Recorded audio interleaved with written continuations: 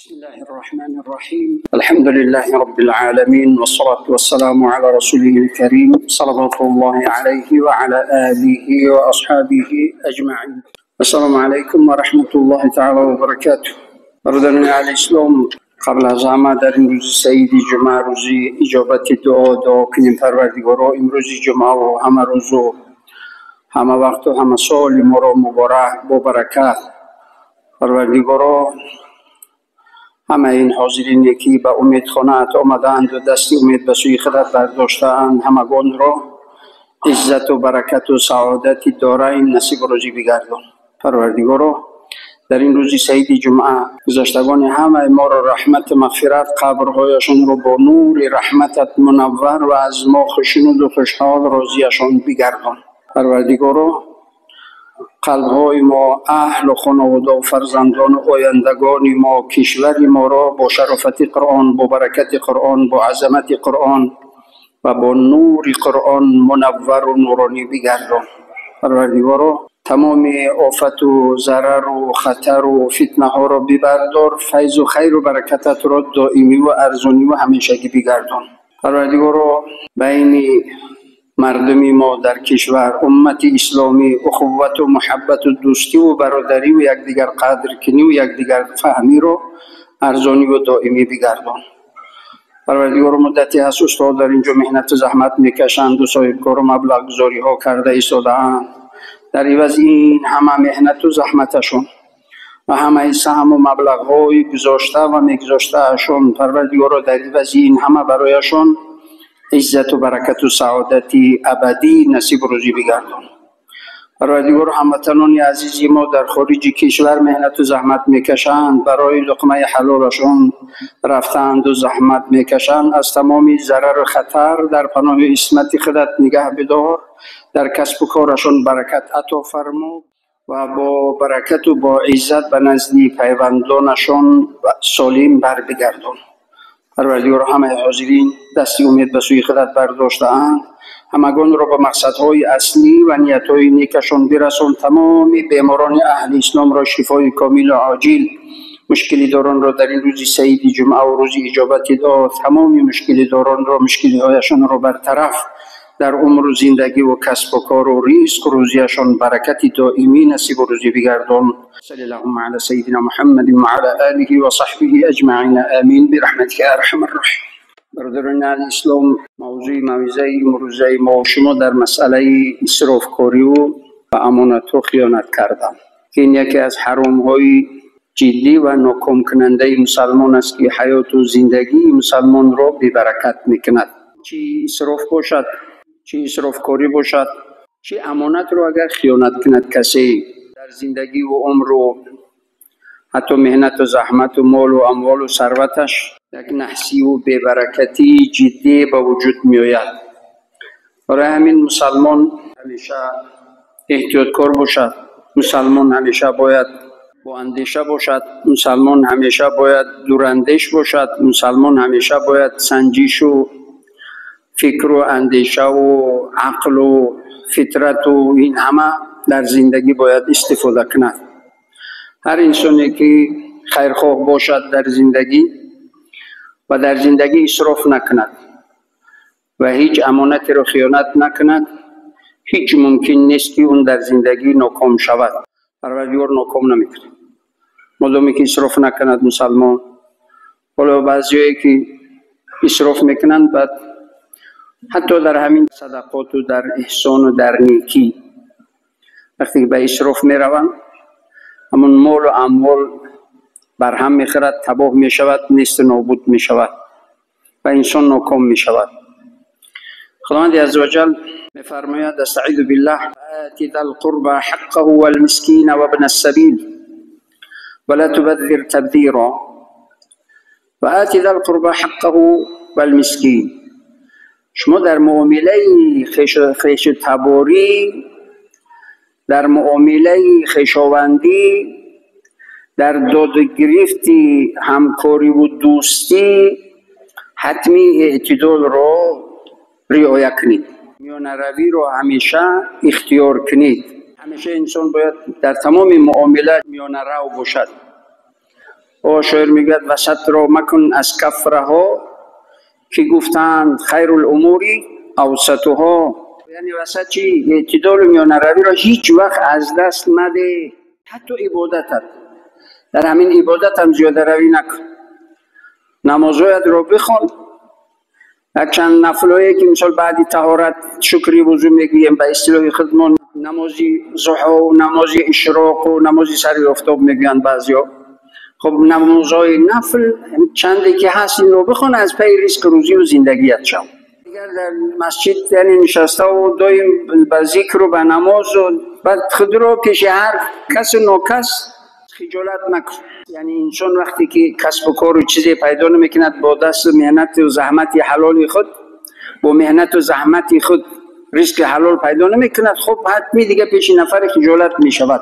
عبادتش رو مسلمان کند مدامی که در سن سال کسب و کار باشد و نفقه باشد، درست که دیگر اون در نفقه هست و وقتی زیاد دارد باید حتمی یعنی کارهای رو انجام بدهد، یعنی عبادت‌های زیادی انجام بدهد. حالا که وقتی که انسان باز هم که برجا مانده شد و ناتوان شد، همیشه یک تسبیح در دست، وقتی که این تسبیح ذکر رو به یاد میارد، یکی از سبب‌های به یاد آوردن ذکر است.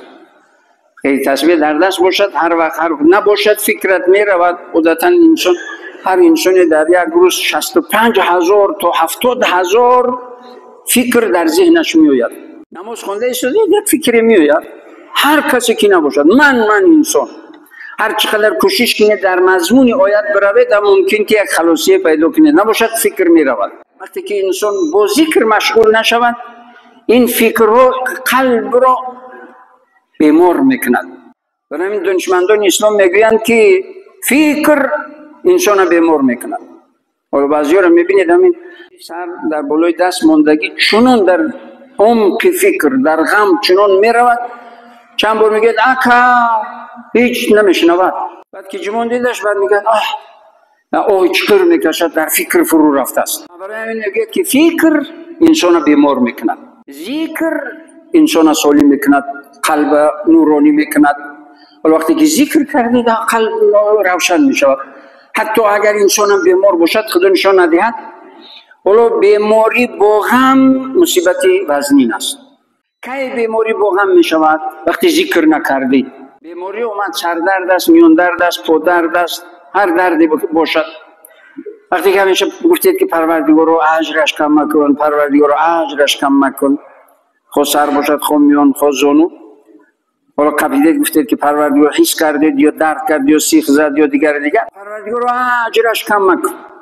وقتی گفتید اجرش کم، چرا که هر دردی اجر دارد. هیچ درد و هیچ مصیبتی بالای مؤمن نیست که اجر نداشته باشد، اجر دارد. وقتی گفتید پروردگار رو اجرش کم مکن، این درد این غم میرود، حالا که درد هم زود چی میشود؟ تبابت میشود.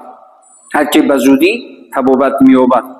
مسلمان باید برای درمان کوشش کنه. هر دردی درمانی دارد، دوایی دارد. باید مسلمان یعنی سعی و تلاش برای بیماریش باید دارو درمان کنه تا صحت شدن. هر وقتی اون درد اذیت داد، اوه واه دیگر غم، یعنی درد چندان مشکلی نیست، غم مشکل است.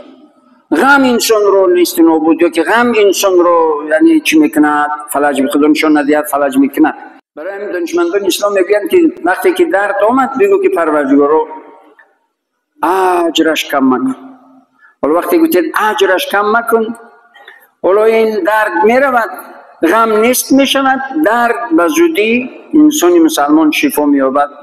مدام باید که در جستجوی درمان هم باشد، لیکن تا شفا یافتنش گذرانیدن این بیماری برایش آسان میشود. حالا در همه این چیز باید انسانی مسلمان رعایت کند، میانه روی رو. حضرت علی کرم الله وجهه و رضی الله تعالی عنه میگوید که احبب حبیبک هونا ما عسى ان یکون عدوک یوما ما، ابغض عدوک هونا ما عسى ان یکون حبیبک یوما ما.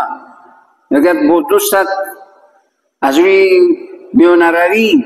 شاعر میگوید اندازه نگه دار که اندازه نکوست، هم لایقی دشمن است هم لایقی دوست. اندازه نگه بدار، با اون دوست تمام سیر اسرارت نگو. چرا؟ به خاطر می شود روزی که اون دوستت دشمنت شود، تمام سر اسرارت آشکار میکند، شرمنده‌ات میکند. برای این فاصله اندازه نگه بدار، وسط میان روی اعتدال در دوستی. و بعضی دوستا رو میبرن دیگه در دسترخوان عائلوی با همسر و با دختر همه مینشینن، و همه خیانت رو بعد میبینن. نه اندازه نگه. مهمان جاش مهمانخانه علاهیده است، با زن و فرزند باید نشیند مهمانی بیگانه، مگر خسر باشد، مگر خب دیگر اون اکا و دودری همسر باشد، خب درست است دیگه، محرم ها با محرم ها درست است، اما بیگانه هیچ ممکن نیست. نه از روی فرهنگی ملی ما، نه از روی فرهنگ اسلامی و دینی ما هیچ ممکن نیست. یعنی باید اندازه، با دوست اندازه. حالا دشمن چی؟ با دشمن هم باید اندازه نگه داشت. احبیب یا که ابغض عدوک هونا ما عسى ان یکون حبیبک یوما ما. با دشمنت هم فاصله، اعتدال، میانه روی، وسط رعایت کن. چرا؟ به خاطر که روز می شود دوستت می شود یا به واسطه خویشت می شود، هر وقت که دیدی سرخ کبود نشوی، خجالت نشوی. باید که مسلمان در همه کار چیز اعتدال و میانه روی رعایت کند. ولا تبذر تبذیرا. پروردگار میگوید هرگز اسراف کاری مکن در هیچ کاری، حتی در خوردن. حتی در خوردن پیامبر گرامی اسلام صلی الله علیه و سلم میگویند که ما ملأ ابن آدم وعاء شرا من بطنه. برای فرزند انسان از هیچ چیزی که پرش میکند یا هیچ ظرفی که پرش میکند بد نیست از معده‌ای که پرش میکند. یعنی وقتی که معده رو پر کردید، از این دیگه کاری بدتری برای انسان وجود ندارد. معده رو پر نکنید. وقتی پرخوری بیمار میکند انسان رو. همه پرخوری رو میبینید بیمار است. تمامی پرخوری رو ببینید بیمار میشود. انسانی که اعتدال رعایت میکند، بچه نش میخورد، اون بیمار نمیشود. تجربه حیات ببینید. خودشون اگر که بسیاری که پرخوری میکنند با بیماری‌های خطرناکی هر خیلی، یعنی هر گونه مبتلا و گرفتار میشوند. بحسب ابن آدم لقیمات یقمن صلبه. چند لقمه بخور که از گرسنگی نمری، بدنت ضعیف و ناتوان نشود، نه اینکه پر کنی معده رو که دیگر جای نفس کشیدن نباشد. اگر هیچ کی نشد میگوید معده رو به سه قسمت تقسیم کن. فإن كان لا محالة، اگر هیچ کی نشد، فثلث لطعام و ثلث لشراب و ثلث لنفس. و سه حصه یک حصهش رو خوردن و سه حصه دیگرش رو برای نوشیدن و یک حصه دیگرش رو برای آزاد نفس کشیدن. این بدنت رو آزاد بمان که اون معده با پر فعال باشد، که اون همه غذاهای خوردگیت رو به همه عضوهایت تقسیم کرده تواند. وقتی که پر شد دیگر اون فعالیتش فلج می شود، معده فلج می شود، بعد یک عضو می دهد، یک عضو نمی دهد، می شود یک عضو بیمار. برای میگه که در حدیث دیگر هم هست که ما قومی هستیم که تو گرسنه نمانیم نمیخوریم. اما سلام میگن چی؟ میانه روی، حتی اعتدال در خوردن. ما مسلمان ها قومی هستیم تو اگر گرسنه نمانیم نمیخوریم. اگر خورده معده به سه قسمت تقسیم بکنیم، یکیش برای خوردن و یکیش برای نوشیدن و یکیش برای آزاد نفس کشیدن، این بدن رو آزاد بمون که فعال باشن، بدن رو فلج نکن. ولا تبذر تبذیرا. هیچ وقت اسراف کاری نکن در هیچ کار، در هیچ کاری اسراف، حتی در خواب. با قدری ضروری خواب کن، بخیز فعال باش، مشغول شو، حرکت کن. برای چی؟ خداوند عزوجل در یک روز 5 وقت نماز، طهارت، پاکی بدن، پاکی لباس، پاکی ظاهر، پاکی قلب، این همه رو امر کرده است. و این حرکت ها رو برای چی؟ از این نمازهای ما پروردگار یگان فایده میبیند؟ نه، همه این حرکت ها به خاطر منفعت خودی ما هست، برای منفعت خود انسان، برای منفعت مسلمان هست. برای همین باید مسلمان باید دویم در حرکت باشد، خصوصا جوانای عزیز. میخواهید در زندگی برکت بیابید، فرزندانی با برکت، خانه آباد، خانه با برکت، زندگی با برکت و با سعادت، سالم و بردم زندگی کنید، سحر بر وقت بخیزید، خواب نروید. من بارها گفتم در اسلام 4 نمود خواب پیشنهاد کردگی است. 2 تایش مضر است، 2 تایش مفید. 2 تای مضرش همه وقت طلوع افتاد، وقتی غروبی افتاد. خوابی مضر است. خوابی مفید بر وقت خواب رفتن، سحر بر وقت خیستن و روزانه خوابی قیلوله. اگر تو 12 دقیقه هم که نشستن که خواب روید، بدن تمام نیروی لازمی رو میگیرد، باز دوام روز فعال میباشید. 1 ساعت بعدی طلوع آفتاب یا نیم ساعت یا 40 دقیقه بعدی طلوع آفتاب تا نماز عصر، در همین مدت اگر شد تا زوال، تا قیام، تا پیشین هیچ کی نشد، فرصت نشد، حتی در جای نشسته هم که باشد، از 12 دقیقه تا 25 دقیقه نشسته هم که باشد، خواب که رفتید، این خواب قیلوله خواب مفید است. بدن برقرار می شود، تو وقتی خواب باز فعال می باشد، هم ذهن، هم روح، هم روان، هم فکر، هم عقل، هم جسم فعال می باشد، نیروی لازمیش رو می گیرد. حتی در خواب زیاده روی اسراف کردن در کار نیست. خواب زیاد انسان رو، بدن رو فلج میکند، بیمار میکند، ضعیف ناتوان میکند. لازمی و ضروری در همه کار. ولا تبذر تبذیرا ان المبذرین كانوا اخوان الشیاطین. اسراف کنندگان برادران شیطان هستند. هیچ معصیت گناهی رو پروردگار نمیگوید که برادر شیطان است مگر اسراف کن. حتی در معرکه آرایی و در مهمان نوازی و در ضیافت و در دیگر همه این رو باید که مسلمان اعتدال و میانه روی باید انتخاب اختیار کند، هیچ وقت زیاده روی نکند. چرا؟ بخاطر که اسرافکار برادر شیطان است. ان المبذرین كانوا اخوان الشیاطین و کان الشیطان لربه کفورا. و شیطان نسبت پروردگارش بس و ناشکر و ناسپاس بود. اون همه نعمتایی رو که داده بودش، ناسپاسی به اون نعمتها کرد و محروم از رحمت الهی شد. و اما تعرضن عنهم ابتغاء رحمت من ربک ترجوها فقل لهم قولا میسورا. حتی در مناسبت، در خویشاوندی با رفیقها، با دوستها، یعنی انسانی نرم و ملایم و مفید باش، مضر و سخت و شخیم، یعنی دغل نباش هیچ وقت. در یک حدیث پیامبر صلی الله علیه و آله میگه که مسلمان لعنتگو و دشنامچی و بد و سختگیر و سختگو و بدگو نمی باشد. مسلمان نرم و ملایم و حلیم و یعنی معامله نیک میکند همیشه، با همسری خود، با فرزندان خود، با برادران خود، با خویشاوندان خود، با همسایگان خود معامله نیک. ولا تجعل يدك مغلولة إلى عنقك ولا تبسطها كل البسط فتقعد ملوما محسورا.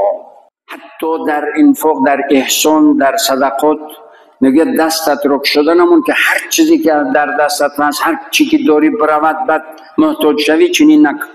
و میگه دستایت رو همیشه در زیر منعت، یعنی کنایه از خسیسی، خودمون به اصطلاح مردم میگیم که مرده، یعنی چنان نکن که دستانه که هیچ چیز دیگر خیر احسانی از دستت نرود، نه کشوده نه بسته که از دست میونه، اعتدال.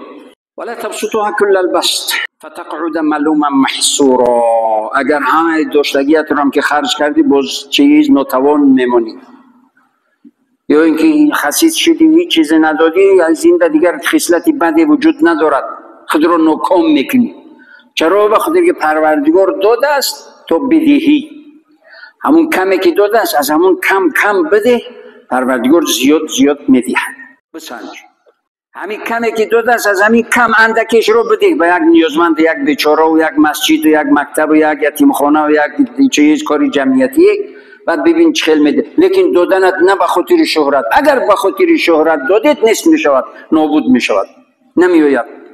به خاطر خدا دادید، پروردگار اون رو برمیگرداند. هیچ چیزی نیست که دادید از برای پروردگار، حتی یک تبسمی که برای برادرت میکنید، التبسم علی وجه اخیک لک صدقه، یک تبسم و لبخند و چهره که به برادر مؤمنان، به همسرت، به فرزندانت تبسم میکنین، برای صدقه است. خصوصا برای فرزندان، جوانان، اگر پدر مادر هستند خدا را شکر بگید، الحمدلله بگید، همیشه لبخند بزنید به پدر و مادر. بهترین صدقه برای فرزند این لبخند زدن به روی پدر و مادر است. خوش قوت گرفتن به پدر و مادر، این عاق شدنی از طرف پدر و مادر است. خدا نشان ندهد. ان ربک یبسط الرزق لمن یشاء و یقدر انه کان بعباده خبیرا بصیرا. پروردگار به هر بندهش به اندازه اش میدهد و پروردگار بهتر میداند کی رو بدهد فایده میکند و کی رو بدهد ضرر میکند. کی رو چی بدهد که فایده میکند و کی رو چی بدهد که ضرر میکند پروردگار به نهایت بهتر میداند. برای همین هر کسی رو به اندازه اش میدهد. و همین داده پروردگار باید مسلمان شکرگزار باشد، نه اسراف کند نه خسیسی کند. برای همین پیشوای ملت هم در یک سخنرانیشون گفته بودند که به جای زیاده روی و اسرافکاری ما باید امکانیت های مالیوی خود را برای بهتر نمودن شرایط زیست و زندگی، فراهم آوردن شرایط بهتر برای اهل و عائله فرزندانمان و تعلیم و تربیه آنها صرف نماییم. همیشه برای در جوانی فکر پیری رو کنید. در جوانی یعنی جوانی و جوانمردی فکر پیری رو کردن، فرزندان رو تربیه کنید تا اینکه در پیری خور ذلیل نشوید. برای همین انسان مسلمان خصوصا جوانان باید که در همه جا باید که امانت نگهدار باشه، امانت دار باشن. خصوصا حتی در نشستن در نقلیات، همون جایی که نشست یکون با چیزی خط کشیدن و نوشتن و انسان با نوشتن و بی‌ادبی مشهور نمی شود، معصیت و بی برکت می شود. حالا در اون جایی که می نشینید، این جای نشستایی که در نقلیات یک نام بعضی نام خود رو می نویسد، یک وقتایی که می دیدیم با این مشهور نمی شود، با این آسیب و گناهگار و بی برکت می شود زندگی. یا به دیوارها نوشتن هر گونه صورت‌های بی معنی و نمیدونم کیم چی. بعضی دیوارها می‌بینید کلر یعنی قاتل، یکی دیگر بعضی صورت‌های بی نهایت. این به فرهنگ تاجیک، به فرهنگ مسلمان هیچ راست نمیگه، به ایمان و شخصیت انسان مسلمان هیچ موافق نیست که در هر دیواری کسی چیزی بنویسد. و حتی در پرداخت برق و آب و پرتوار هم در پرتوگاه پرتافتن، این آداب مسلمان است، باید که این همه رعایت شود. خلاصه همه ما و شما مسلمان ها باید که در مال مردم، بیت المال، جایهای جمعیتی، مالهای جمعیتی باید امانت نگهدار، حتی از مال خود باید احتیاطکار باشیم اگر میخواهیم برکت. اما دست به مال جمعیت و به مال مردم زدی، عذابش رو در دنیا و آخرت هر انسانی میکشد. وقت به پایان رسید. دعا کنیم پروردگارا. قبل از همه دعا کنیم حالا آسیب دیدنگانی که در چیز نویای تابی رشت اونجا آسیب دیدن و رشت تاجیک‌آباد و در حق برادرانی که چند برادرانی تصمیم گرفتن جای نمازهای یک کمی که نشده رو فرسوده شده یا که داغدار رو بردن شستند و آوردن. خداوند عزوجل با اونا هم خیر برکت زیاد بدهد. دعا کنیم پروردگار همه روزی ما رو با برکت، همه ما و اهل خانواده و فرزندان ما و جمله مؤمنین هموطنان ما را از اسراف و از اسرافکاری پروردگار رو دور نگه بدار. پروردگار رو در زندگی همه ما را کامیاب و موفق بگردان. همه حاضرین را عمری درازی به درد با برکت، کامیابی های دائمی، عزت و برکت و سعادت ابدی نصیب روزی بگردان. خصوصا اونهایی که برای تعمیر مسجد همیشه سهمگذاری میکنن، در عوض این همه عزت و برکت و سعادت ابدی نصیب روزیشون بگردان. پروردگار پیشوای ملت و تمام شخصان خیرخواه این کشور اسلام و مسلمین را در تمام کارهای خیر و عملهای صالح و نیتهای نیکشان کامیاب و موفقشان بگردان. و همه اون ضرر دیدگانی که در ناحیه رشت و تاجیک‌آباد، خداوند صبر جمیل و در عوض این وزینی ها برایشان اجر و پاداش، خیر و برکت و سعادت نصیب روزی بگردان. پروردگارا تمام بیماران اهل اسلام را شفای کامل و عاجل و مشکلی داران را مشکلی هایشان را برطرف در زندگی و کسب و کار و رزق و روزی و مهنت و زحمت و اهل و خانواده و فرزندانشان برکت و سعادت ابدی نصیب روزی بگردان. صلی اللهم علی سیدنا محمد و علی آله و صحبه اجمعین. آمین برحمتک یا ارحم الراحمین.